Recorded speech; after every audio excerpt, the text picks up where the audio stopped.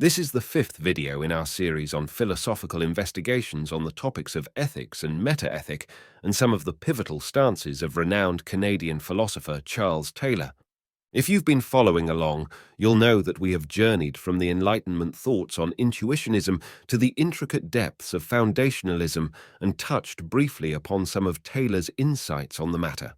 A gentle reminder for our new viewers: subscribing to our channel is now absolutely necessary for anyone considering joining our intellectual voyage. Thanks. In today's video, we look into the concept of supervenience, a term that has, over time, garnered its share of ambiguity. We understand that some of these ideas can be dense, but whether you're a seasoned philosopher or someone just dipping your toes into the world of ethics, we make a special effort to make it transparent for everyone. So, grab an armchair, cuddle your hamster, and let's begin. At first glance, the notion supervenience appears as a typical philosophical tour de force to create a solution to the problem of denying a natural cause for a metaphysical concept, while making it plausible that there is another kind of natural connection. In the context of moral non-naturalism, the concept of supervenience is introduced to explain how moral properties are connected to the natural world without reducing them to natural terms. Supervenience describes how moral properties change under the influence of natural facts without relying on a natural causal relationship. In simpler terms, if set A of properties supervenes on set B, then there cannot be a change in A without a change in B. But a change in B does not guarantee a change in A. This means that A is in some way dependent on B, but not reducible to it. For instance, an aesthetic property might supervene on a non-aesthetic property, suggesting in the view of moral non-naturalism that an aesthetic value can be dependent on a non-aesthetic property. Consider a painting. An aesthetic property, such as being beautiful or elegant, supervenes on its non-aesthetic properties: the specific arrangement of brush strokes, the choice of colors, the distribution of light and shadow, and the composition. However, it's crucial to note that these non-aesthetic properties in themselves aren't inherently beautiful or elegant. It's their specific combination and arrangement in the painting that gives rise to the aesthetic property. In this way, the aesthetic quality, beauty of the painting supervenes on its non-aesthetic features, without these features themselves being inherently aesthetic. Supervenience describes a dependency where changes in one set of properties, like moral values, require changes in a foundational set, like physical states.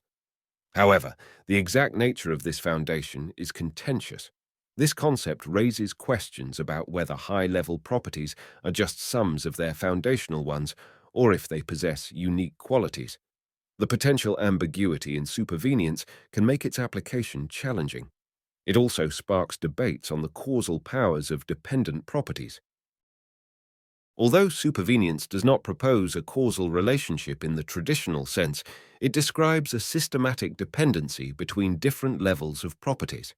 Supervenience provides a way to maintain the independence of moral properties, the non-naturalism, while still connecting moral properties systematically to a naturalistic worldview.